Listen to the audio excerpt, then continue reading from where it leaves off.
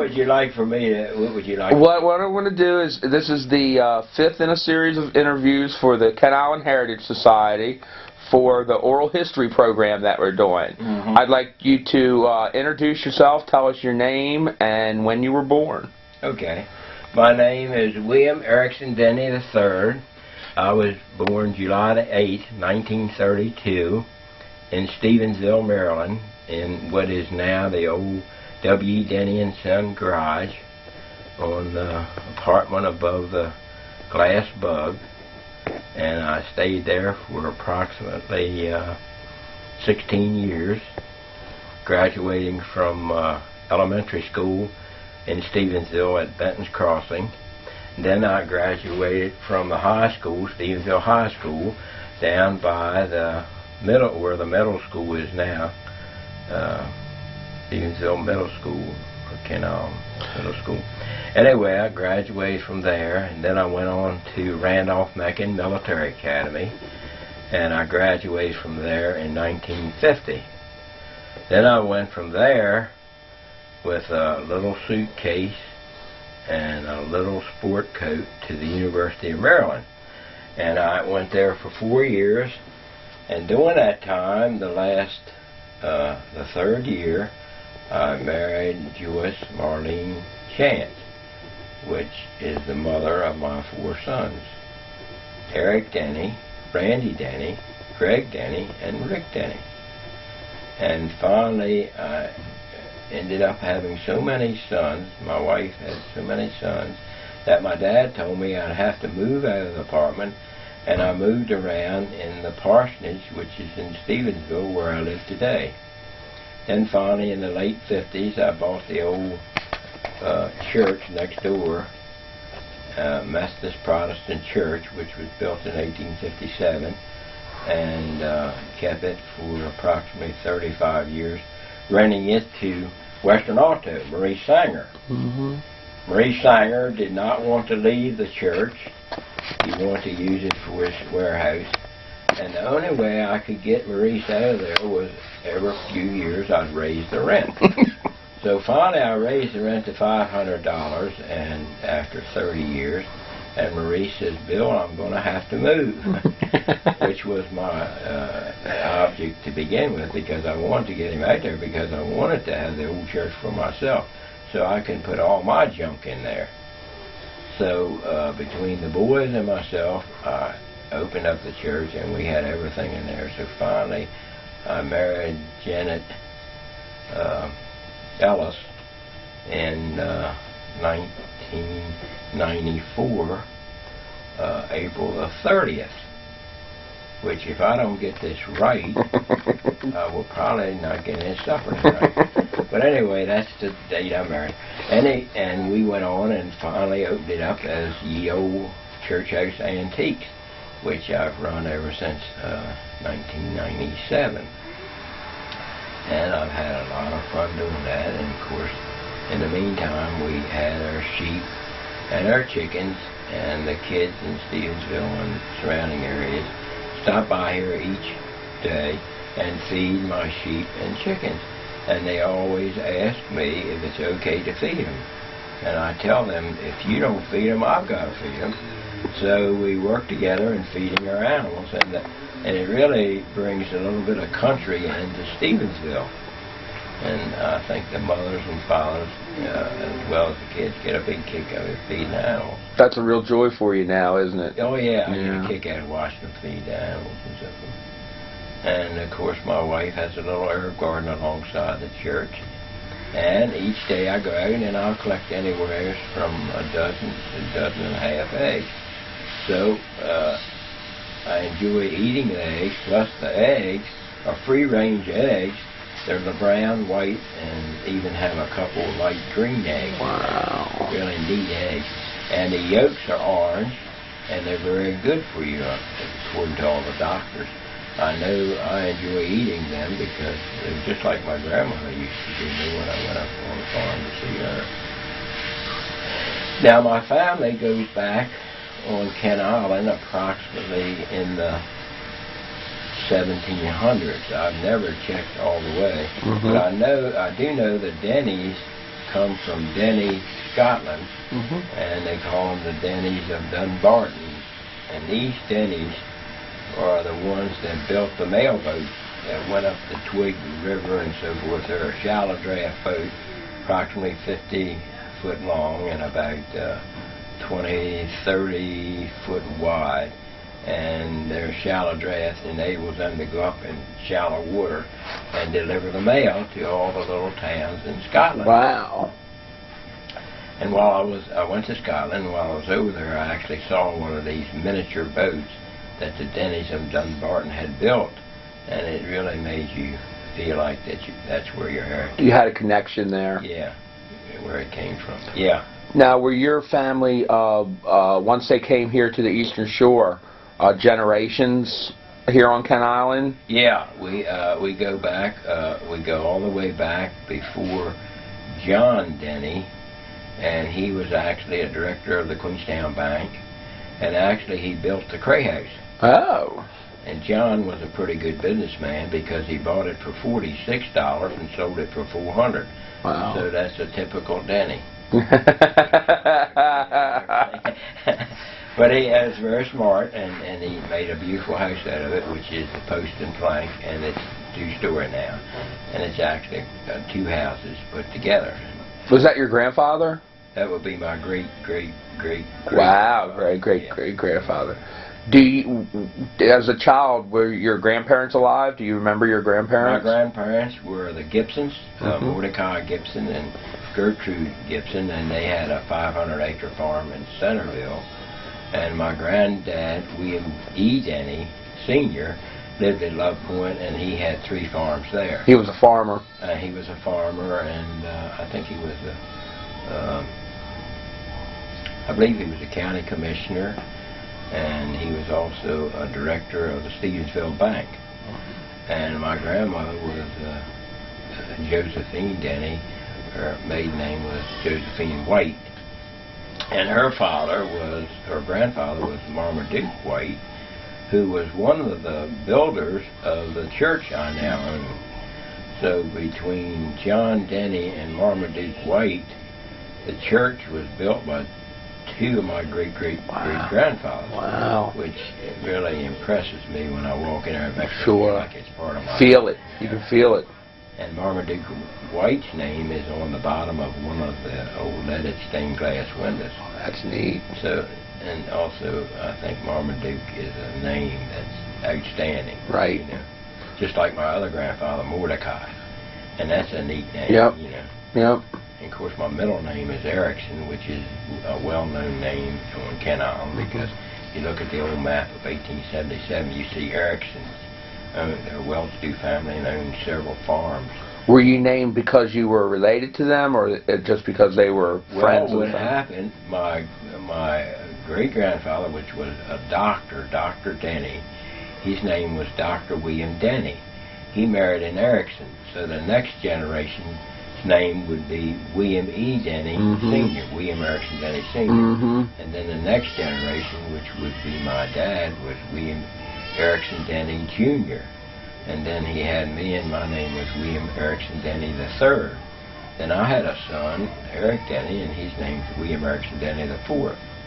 And as of yet, we haven't arranged to have a 5th. Haven't arranged? We're thinking of that. We'd like to have a 5th, but it doesn't look like it's going to work because I think the boys have had all the kids, and they're going to have, you know, the girls. Yeah. Actually, I have 3 granddaughters and 3 grandsons. So that's the way the line's going to stand. Let me ask you about your parents. Who were your parents?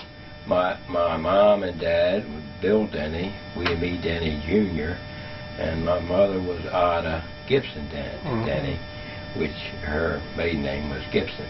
Which is another local name, another well-known local name. And my mom was a school teacher and from Centerville, and my dad naturally lived on Kent Island, and he finally talked her into marrying him, and she moved from Centerville to Kent Island, and it was exactly 30 years difference between my dad's age and my age. So my dad was born in 1902, and he got married in 1928.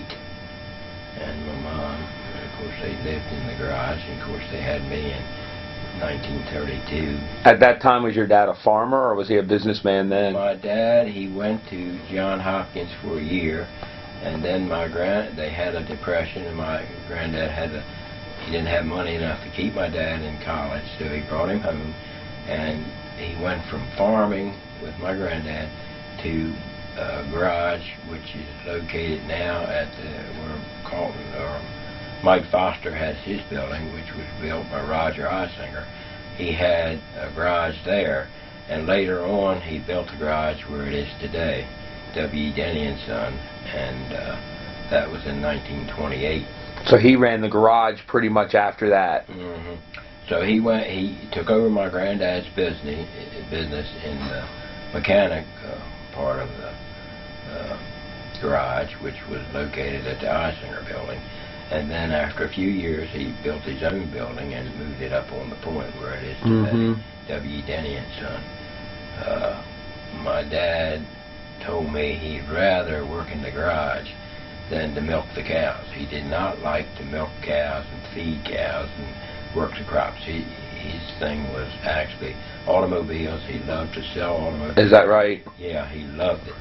And he loved to help people out. In fact, he sold international trucks and tractors and Chrysler and Plymouth cars, which at that time I think everybody on Kent Island either had an international truck, a tractor, or some type of a Chrysler product. Right.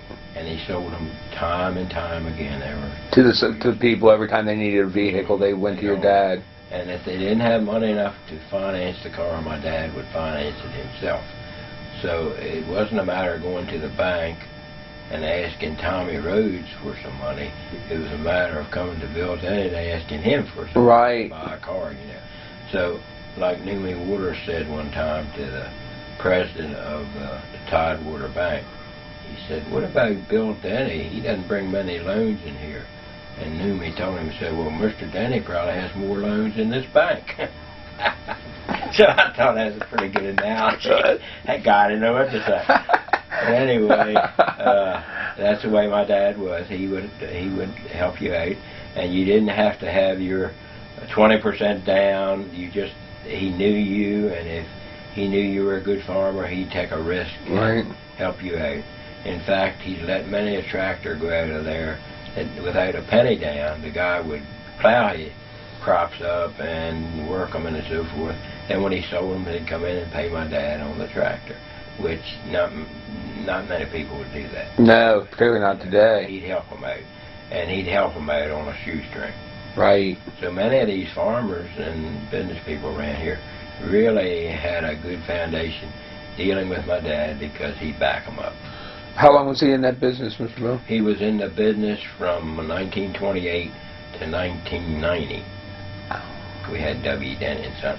And then the reason we stopped dealing with Chrysler was Coca, who was president of Chrysler Corporation, decided he knew more about us selling cars than we did, and he tried to get us to take the Imperials and the New Yorkers and all, which would not sell on Kent Island. Most of the people on Kent Island want the average car or a little bit better. And in order for us to get the average price car, we had to buy at least one Imperial or one New Yorker to get 3 of the smaller cars. And it just wasn't working out. We were making money on the smaller cars, but when we sold the bigger one, we had to give all our profit away in order to get rid of the big one. So we decided, well, we'd be better off to do something else. So that's when we decided to stop dealing. That was 1990? You still sold cars right up until then? Yeah. Yeah, we went right on up until 1990. I think it was maybe a little bit before that, now that I think about it. Right. Because I think it was, let's see, it would have been maybe in the late 80s, something like that, you know. I'm not exactly sure of the exact. Were you an only child? I was the only child. And when I was born, I was delivered by Dr. Sadamar. A famous local guy there, huh? German guy from Germany, naturally, and he came over this country sponsored by Dr. Bennett. and became or at least my family doctor and my doctor, my mother's doctor. My dad dealt with Dr. Snyder, who lived around town. He always dealt with Dr. Snyder. But I was delivered by Dr. Sattermore, and of course I grew up knowing him all my life, and he's a very fine doctor. He was a little rough in his way of sewing you up. I don't believe he gave me any painkiller when he used to sew me up. Right. And he always told me, he said, "It is not hurting me. What are you doing hollering so loud?" I said, "Well, Doc, it's hurting me." He said, "Well, it don't hurt me." And he'd sew me up just like a piece of linen cloth. He didn't care. So he had a real thick German accent, too. Yeah, oh man, and he had great big hands, and you know, it'd almost scare you to death. Nothing gentle about him. No. I know when he used to come up to see me in the apartment one time, I was about 4 or 5 years old. I had pneumonia, and I heard him coming up the steps in the apartment, and I knew it was him by the way he walked real heavy and all. So when he came around the corner to come into the bedroom where I was in the little crib, I had a little brown teddy bear, and I waited for him to come around that corner, and then I hauled off and threw that bear at him as hard as I could. "Ah, you don't like me." I said, "Man, I didn't like him at all." He pinched me on my legs, and every time he hurt me, that hurts, doesn't it? I said, "Yeah, it hurts." I'd tell him, and then, boy, I hated him, but he's a good doctor. Did he stay your doctor as you grew up, all your life? He sewed me up 6 different times. Ice skating, roller skating, I cut my chin across there, jumped overboard down the shore, and glass bottle, a half-gallon jug, the bottom of it sitting on the bottom, and my knee went right into it, and he put about 15 stitches in my knee. Blood was shooting everywhere. I thought I was going to bleed death before I got up there. And he sewed me right up. You were just a little kid then when that happened? I was 16. 16, teenager. Yeah. Blood was flying. I'll never forget it. My mother wrapped a cloth around it and we went up there. And I almost tore his rocking chair up because every time he'd stick that needle in me, I'd shove those arms this way and I'd shove back this way. When I walked out of those old rocking chairs, I had loosened her up. He says, "I have to screw my chair back again." I said, "Well, Doc, you were hurting me. That's all right. That's all right." Of course, maybe he was a little older. He might have given me a shot of his brew. Yeah, there you go. Calm you down. I was too young then, and of course, he sewed me up. But everything worked out fine. No infections, no problems. Just a matter of being quiet and keeping it bandaged up with iodine, probably at that time, which burned like fire. Anyway, I never really had any problem with any of his operations or diagnoses. And if he didn't know, he would send you to Easton, to Dr. Noble, who was the head of Easton Hospital. And if they didn't know, they'd keep you there and find out what was wrong with you. Wow. Which one time I did go down there, and I'd been playing softball, and I got hit in the head with softball. Wilford Taffer was pitching, and it spun off my bat and hit me right in the eye. Ooh. And I couldn't see for a few minutes. He used to throw these spinners, you know. Oh, Wilford. Anyway, it spun off my bat, hit me in the eye, and I went home and I told my mother what had happened, and I didn't feel good. And of course, I was starting to upchuck and everything. So he took me to Dr. Sattermore, and he didn't know what was wrong with me. So he took me called up the hospital, and sent me right down to the hospital. So I spent the night down in the hospital there taking sulfur, these big sulfur pills, and a bright light on me. Well, the next morning, the doctor came in. He says, "I know what's wrong with him." And my mother looked. She didn't know. I was all broken out and everything. And I had the red measles, old-time German red measles, I guess it was. Wow. So he didn't want to close down the hospital. He had to get me out of the hospital right away. You were contagious. Yeah, everybody in the hospital had measles. So he said, "Get him out of this hospital right away." Cut me all up and took me right out and brought me home, put down all the curtains and everything, and I stayed in there for 3 or 4 days. And of course, those measles broke out on me all over. Oof. And eventually I got over them. Is that the sickest you remember being as a kid? Well, I had appendicitis when I was going to the University of Maryland, and I had to get operated over in Garfield Hospital in Washington. like 2 o'clock in the morning, and that was on a Sunday night, and I was sick then too. Which was a case where the doctor, my Uncle Walter Denny knew the doctor in Washington, and he came right out to the school, up into the dormitory, and there I was laying there turning green.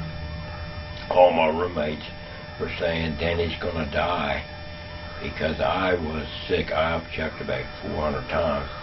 And he said, son, you have appendicitis, and we're going to have to operate on you in the next half an hour because your appendix are leaking. He could tell that. He said, now I can operate on you right here in the dorm. And he pulled out this old rusty knife, and he said, what do you say? I said, Doc, whatever you got to do, do it. You were going to let him do it if he had to. Well, I was hurting. Yeah. The whole bed was shaking. Oh. Right? And I don't know, you probably never had appendicitis. No, sir. When that poison comes out of that appendix, goes through your system, you're so sick you can't even see straight. And it could kill you. And it could kill you. Within another 3 or 4 hours, I might have died. Wow.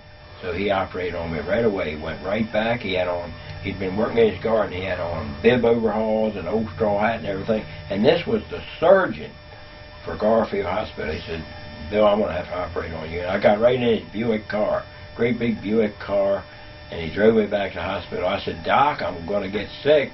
He said, let me know, and I'll pull off the side of the road, and you can upchuck. So we pulled off the road about 3 or 4 times. Of course, it was dry heaves, nothing was coming up, but I felt terrible. Here's a man, beautiful. You can imagine a doctor, brand new Buick. Right. And it smelled like he just drove out of the showroom. and here I am sick. He said, don't worry about it. He said, if you're sick, you let me know and I'll stop. And I opened the door and I'd gag it on. Then he drove on.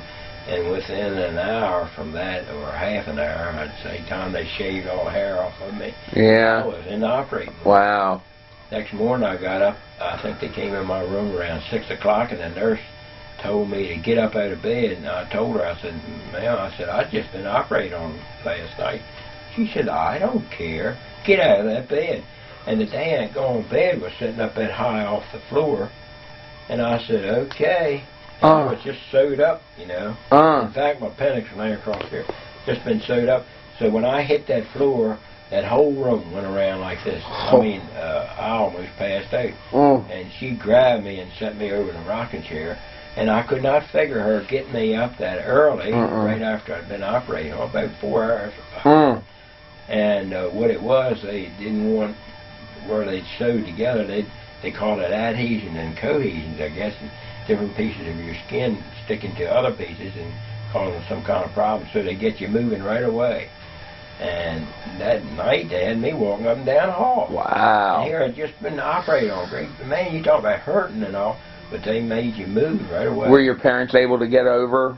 My dad came over the next day. The doctor called him up and said, everything's fine, I'm going to just go operate on him. Right. So he came. I don't think he came over that night. And of course, that was what, the late 40s or early 50s when that happened? That would have been early 50s. That would be like in 51.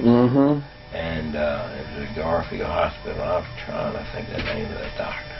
Very nice doctor, and he came in and checked me every day, and it took me about a week to get straightened out and healed up. Of course, I was young, you know. Yeah. When you're young, and poison went out of my system, and the thing healed right up, and I was fine.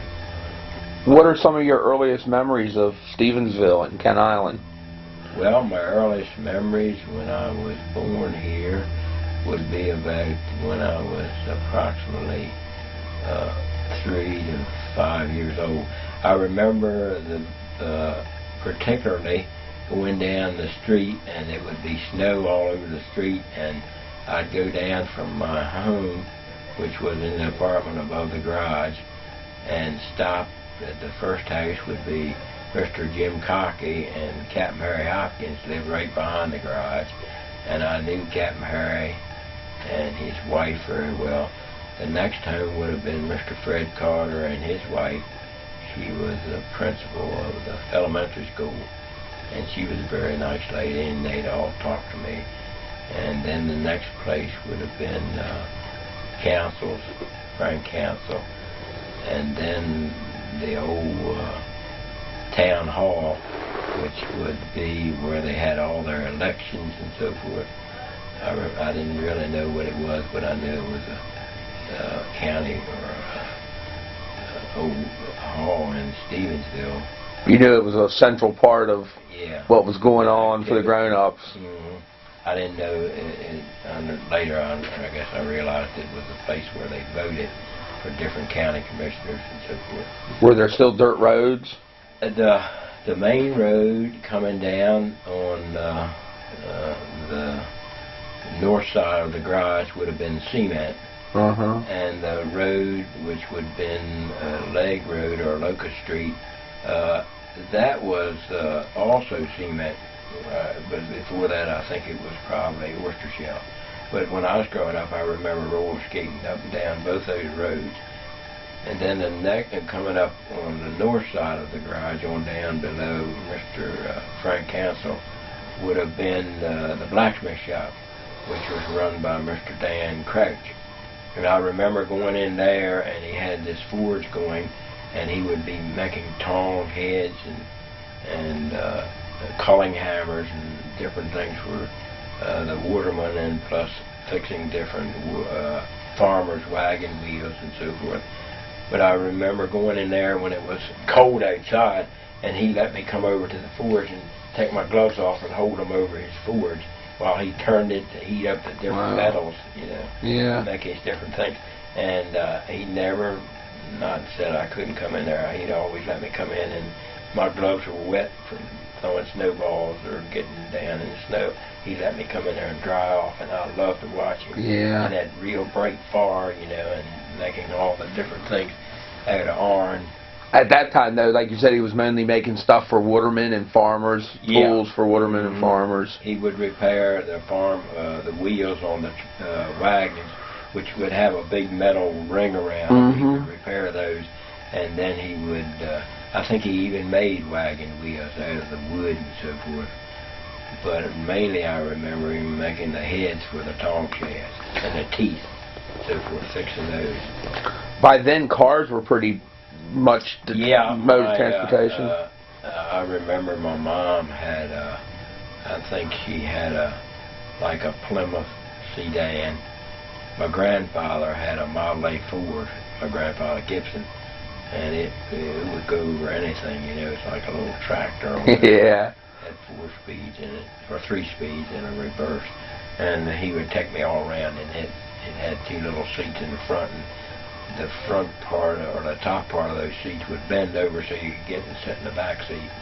And then there were a few around that had little rumble seats. You could sit in the back in the rumble seat outside of the cab, and that was real neat too, but I couldn't ride in there until I got older. I'd jump out. I remember all the doors opened from the front back, which was very dangerous. In fact, if you were holding on to the door and the thing blew open, it would pull you right out of the car. So later on, they designed the doors to open from the front to the back, and it would close in the back. And naturally, the car going down the road, the wind would keep the door to it. And not snatch you out of the car. It was a bad design when they first made that. So people could get hurt very easily. If that door got open a little bit and blew back, whoever had a hold of the door handle would pull them right out of the car. And there were a lot of kids that got hurt that way. I bet. Of course, the cars only went like 25 to 35 miles an hour. So not like they fly through now. 60 miles an hour was as fast as it probably could go, and that was on a straightaway. And everything was mechanical brakes, no hydraulic brakes, and a lot of them didn't even have good brakes, so you had to use the emergency brake to stop. And a lot of them had a lot of play in the wheel, so you had to turn the wheel by 3 turns to make her go right or left. A lot of play in the wheels. But basically, the cars were pretty good. They ran a pretty good length of time, and mainly, I guess at that time, they had more problem with flat tires than anything else. Time, you could go from here to Centerville and have a couple flat tires before you got up there. Nowadays, you can go 400 or 500 miles and don't even worry about a flat tire. But anyway, the big thing was the traffic in Stevensville was very slow, and the only time we had a lot of traffic is when maybe the boat at Bluff Point would dock, which was a show. It'd be like 20 cars that would come through Stevensville every couple hours. And of course they would stop into my dad's gas station and get gas. And at that time the gas was put in the front part of the car below the windshield instead of in the rear of the car. And the tanks were sitting right up there in the front of your car. And of course all the tanks we had in the garage were hand pumped. So every tank would only hold 10 gallons of gas. And as you sold it, you could read it 1, 2, 3, 4, 5, 6, 7, 8, 9, 10. And that's how you knew how much gas you sold a person. Oh, yeah. And the gas ran anywhere from 15 to 20 cents a gallon. Kerosene ran about 4 cents a gallon. Wow. So I remember one time we had gas 6 gallons for $1 on sale. Wow. 6 gallons for $1. You sell a lot of gas today if you had. You'd have lines. Probably lined up here. And actually, the pace in Stevensville was very slow. Everybody knew everybody, and when I walked down the street, I knew everybody, and everybody spoke to everybody. And if I was on the other end of town, the people at the other end of town would not let me come home to get something to eat. They'd make me come into their house and feed me breakfast, dinner, or supper. So you never were hungry in Stevensville. The people loved for you to come in and eat with them, and loved for you to sit down and talk to them, you know. You think people were generally friendlier then? They all took an interest in you. Right. I had like 25 or 30 mothers and fathers, because if I was bad, they'd give you a whipping. They discipline you? They didn't call up Bill Denny and ask me to do a whipping. They give me my little hide a whipping. And I've gotten several little whippings from other people. I can't imagine you were that bad that somebody would have to whip you like that. Well, it's hard to believe, but Janet makes sense. Laugh. But anyway, they would scold you, and if you were real bad, they'd call your mother and father and tell them what happened. And of course, when I went to school, who should be teaching me but Miss Bessie Bright. Later on became Miss Bessie Benton.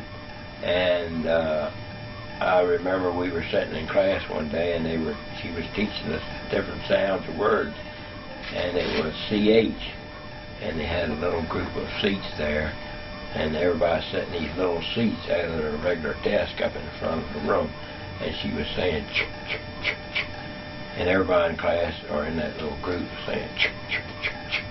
Well, I kind of liked the word ch ch ch. So she went on to other little words, and I kept on saying ch ch ch ch. Well, the little girls around were all laughing. So finally, Miss Bessie Bright, she said, "Billy, that's ch ch." Now you say the next word, which was probably A or B or C something, and I went on and said ch ch. Well, after 3 times, and everybody started laughing in the class, she came over and bap, hit me across the face. Like, it scared me to death. And I didn't say ch ch. She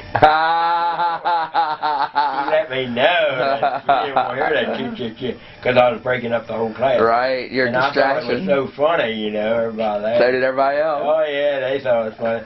And boy, I realized that you're not going to do that in class. So I learned real quick, you don't do what you want to do, you do what the teacher says, you know. So you were able to graduate. You actually went through all the grades. Yeah, elementary school, and we graduated at that time in the 8th grade. We didn't have to go not 8th grade, 11th grade. Right, didn't have to go to 12th. 12th grade. So we actually got out of elementary school in the 7th grade, and then went from the elementary school, which we graduated from there. They had a regular graduation for elementary school. Then we went to high school, and it started in the 8th grade. So the 8th, 9th, 10th, and 11th, 4 years in high school. Then we graduated from there in the 11th grade, and from there I went to the military academy for Randolph-Macon Military Academy for a postgraduate course, because going from high school to college was a pretty big jump. So they wanted to make sure I had everything in order before I went to college. Did you graduate from college? Did you? No, I went to college for 4 years. 4 years. And I was ready to graduate, and I had just gotten married, and I did not like it up there leaving the Eastern Shore Right. with my wife here. And when my counselor added up my score, I was 1 credit from graduating. Oh no. 1 credit. I don't know how many credits it is, 280 Right. or whatever. And I'd gone all through the whole 4 years, had 1 credit to go, and my father and mother went up there and talked to this counselor. He said, "I'm sorry, I just added them up wrong." Right. He didn't take enough credits for the last year, which would have been no problem to take another 1 credit course. Right. He could have taken chewing gum and gotten credit for that. Right. Anyway, I didn't, and I told my mother and father I've had enough of college. And I just got married, and Joyce was expecting the first baby, which was Eric. And I just had enough of college. Right. What did you study while you were there? I was studying agriculture. Agriculture. And dairy farming. And I was actually going to have a dairy farm down there on Cox's Creek, Cox's Neck, where we have the farm now, 200-acre farm. Daddy had the farm there, and he wanted me, he said it was all right for me to go farming.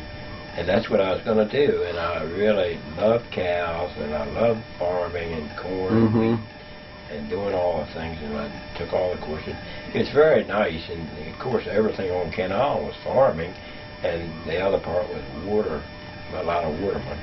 But anyway, when I came home and I saw my father in the garage selling automobiles and working so hard, he really needed someone to help him. So I thought to myself, and I thought about it for several months.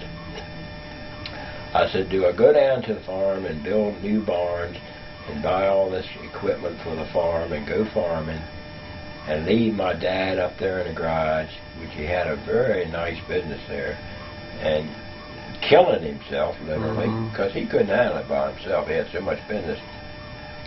Or do I just forget about the farm and only do farming as part of my deal and really put my major interest in the garage and help my dad out? That what you did? And that's what you did. So I decided to help my father out because I was the only son, and if I didn't back him up, who would? Right. And my mother was, more or less getting older, and she worked in the garage herself. But if I went down there, I could more or less take over and help both of them. So I said the right thing for me to do is to help my dad. He's got a good business. Right. And I didn't want him to die from working himself to death. Right. And I said, it wouldn't be fair for me to go down on the farm. Farming is very peaceful, and you can do pretty much what you want when you want to do it. But up at the garage, you depend on the public, and you're under a lot of pressure, and that's where my dad was, under a lot of pressure. Selling all these cars, repairing all the cars. So I decided to go up and help him. So that's what I did. I actually took the apartment across the street from above the big garage over in the showroom garage. I had that apartment. So Joyce and I lived there, and my mom and dad lived across the street, and I helped him in the garage for, the rest of the time. Was Joyce local? Was she a local girl? Or? Joyce was a Chance. She was Wallace Chance and Sadie Chance's daughter, who lived down, by the way, on the Kerwin property. Well, no kidding. The old house down on the right that burned down? That's where she lived. And that's where I used to go down and date her when I came home. Was she younger than you were? Or? She's 1 year younger. So had you known her in school? Yeah, I pulled her pigtails. She was, we were always sort of flirting with one another. Right. All the way through school. And her sister was in my class, Laverne. And then Joyce came to school. I was in the 2nd grade. She was in the 1st. And I always liked her. And even all through school when I used to play and kid with her and all. And then as we went to high school, of course, I asked her to go out. And I dated her. I took her to the prom and different things, And we always had a little link there. And as time went on, I guess this got a little bit more of a glow to it. Uh-huh. And the next thing you know, I called her up when I was 21 and I told her, do you know who you're talking to? She said, sure, Billy Denny. I said, no. I said, you're talking to a man. I'm 21 years old today. So it wasn't long after that she found out who was the man. And the next thing you know, I was married. That follows, doesn't it? It was a big mistake. They telling you were a man. Yeah. Then she expected you to act like one. Yeah. So she was what a sweet gal. What a beautiful gal she was. Always was real nice. And of course, after we had so many kids, my mom and dad said, Bill, you're going to have to move out. There's too much crying and going on around here. Which I actually lived for a while with my mother and father because my mother loved Jewish and we lived across in the other apartment. And every night we'd go over and eat supper and this, that, and the other. My mom just said, come on over and stay here. Right. Instead of walking back and forth across the road. Ate dinner there. So it ended up that I actually stayed over in the big apartment with my mom and dad until we had all these kids.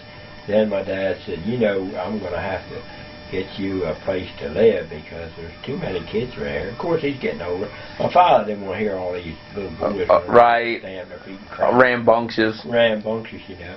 So then he gave me this house here. I think he paid $5,000 for it, and it cost me $35,000 to fix it up. And this is where we lived ever since. How long have you been here? I've been here ever since, I would say ever since 53. 53. 54, something like that. When you were growing up, was religion a big part of your family life? Yeah, religion was a very big part. Every Sunday morning I had to get dressed, and we didn't go to church in just everyday clothes. I had to get dressed in some sort of a suit and real sporty looking shirt and crease in my pants and new shoes and all that, and walk from the garage around here to the Methodist church.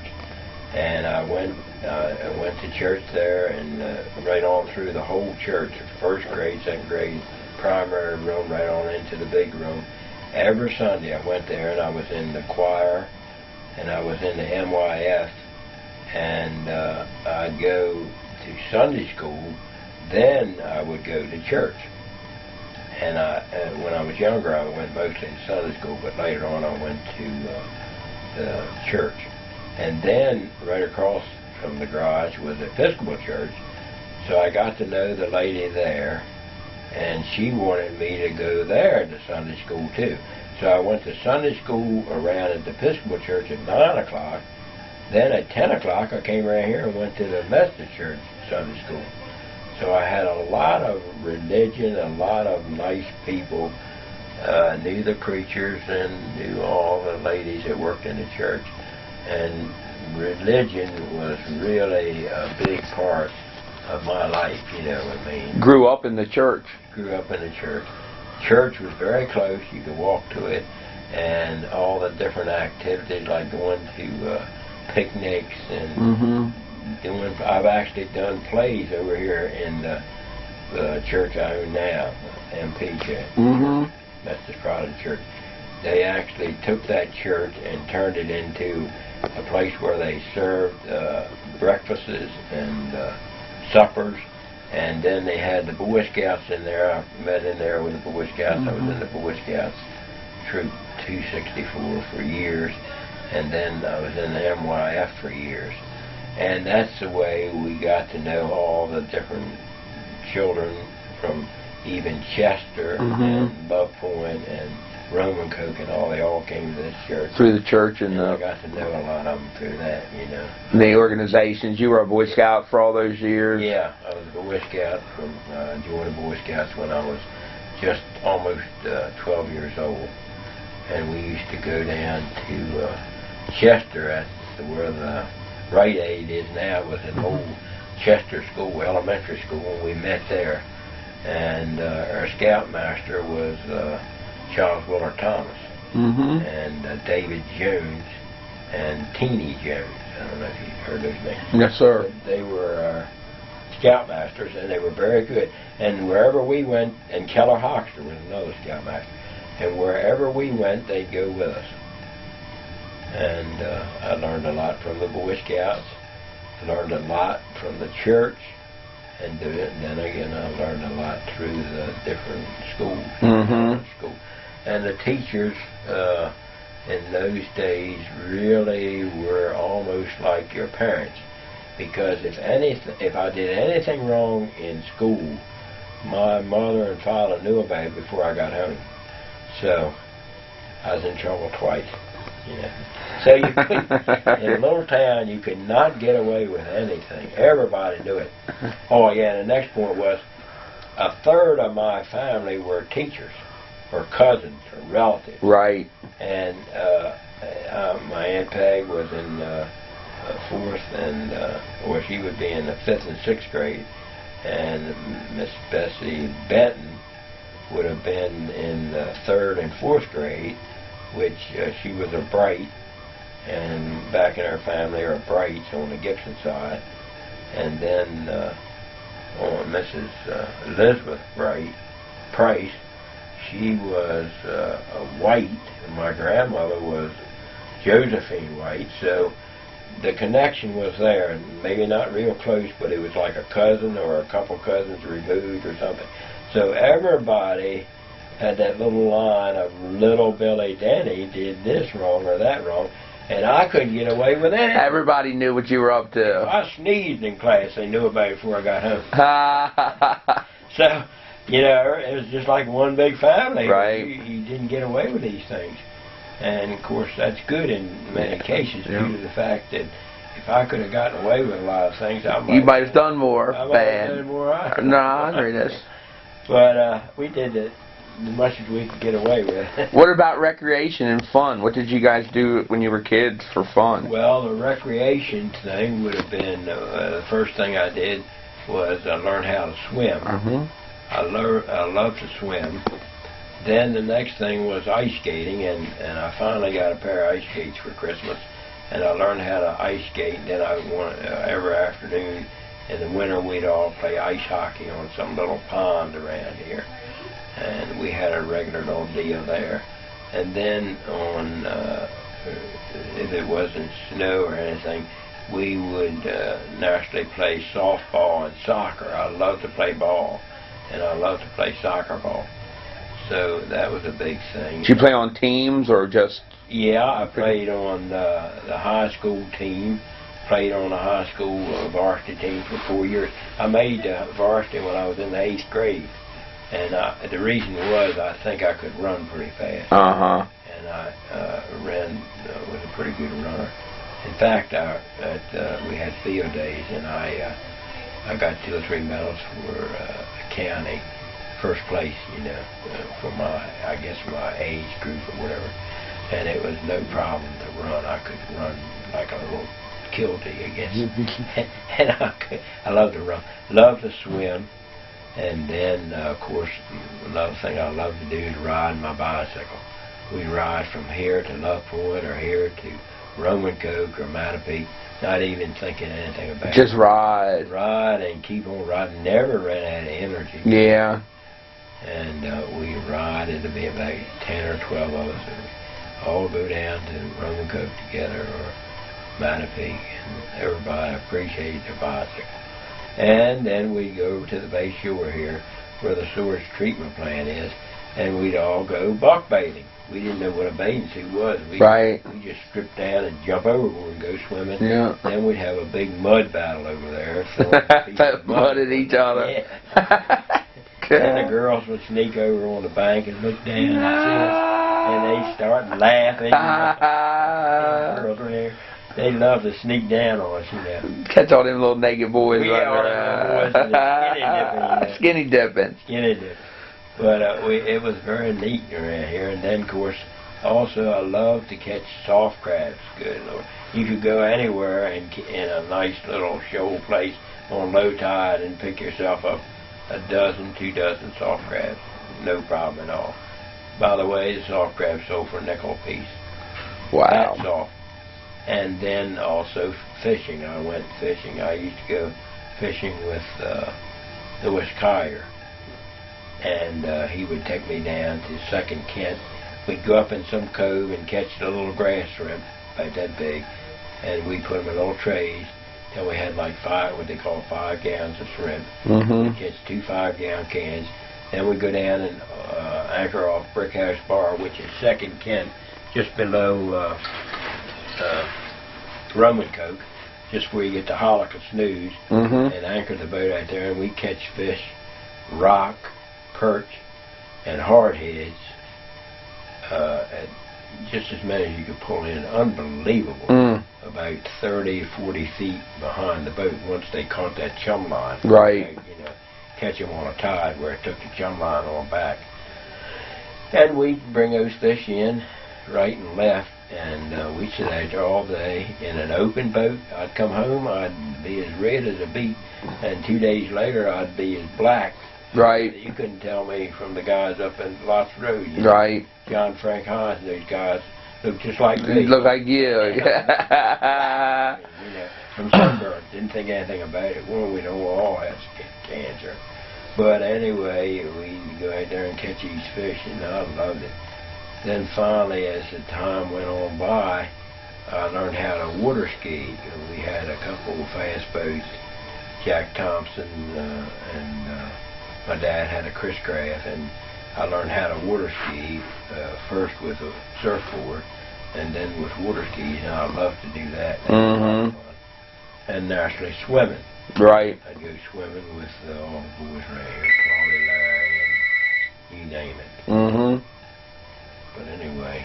Do you want to grab that? Yeah, sharp. They're real sharp. Yeah. And, you know, and I get the feeling... I mean, they're human beings, and learn or wants to do something, I give them credit. Absolutely, man. We've got a few more minutes here. Anyway, the activities around here were tremendous, and the fellowship was beautiful. Everyone loved everyone else. There was no deceit or anything like that. The only thing I can remember, if there was a pretty girl in town, everybody would be trying to date her or take her out or something.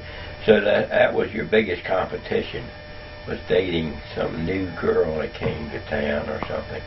Other than that, there wasn't. Everybody liked one another. I grew up planting tomato plants. I could go out in the field and work from sun up to sundown with Dick Cray, which was one of the people who lived in the Cray house, and he picked me to help him, and I would set while he would stick. He had his own special little tool he would use to stick the hole, and I would be mud from head to toe planting old mucky tomato plants, which I loved, and we got something like a nickel an hour. So if I made $1 in a whole day, sun up, sundown, I figured I was the richest man on a paper dollar. Oh. If I got a big 50-cent piece, I thought that was pretty good too. But people were respecting money back then. Now, I don't know if there's any limit to respect for money. People, you spend so much of it, you just lose count. Yeah.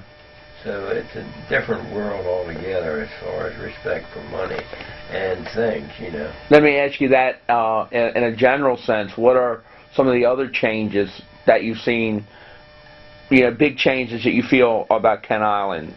Well, the biggest change I've seen is the development of the land. Every farm, which amounted to anywhere from 500 to 200 acres on Kent Island, had its own herd of cattle, had its own herd of sheep, had its own set of horses and mules. They did not have many tractors. Most things were drawn by horses and mules, and you really didn't have the expense other than feeding your animals, which came from the land you lived on. So I think the big thing around here is development and the respect for the property. I think now it's gone more from, or less from respect, and more for the dollar.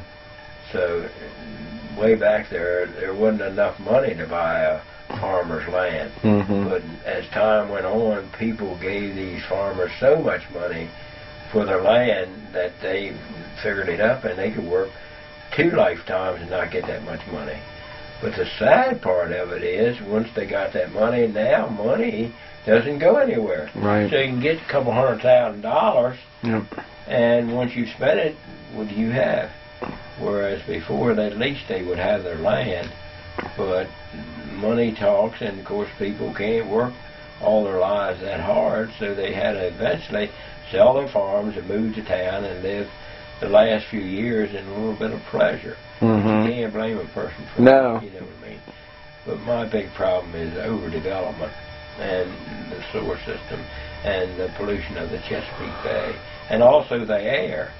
There's a lot of things that are really detrimental to this area, and if we don't keep the air clean and the bay clean, I don't know where it's going to end, and that worries me a little bit. It does concern you. Like you were saying, how you guys used to catch so many fish and soft crabs. You don't hear that now. No, People don't. And the fish you catch, you wonder, they have heavy metals in them. If it's healthy. Yeah, they can actually give you cancer. Make you sick, yeah. Make you sick. So, you know, as much as I hate to say it, I try not to eat too many things that have the water around. Right. Because of the heavy metals and so forth, which will not leave your body.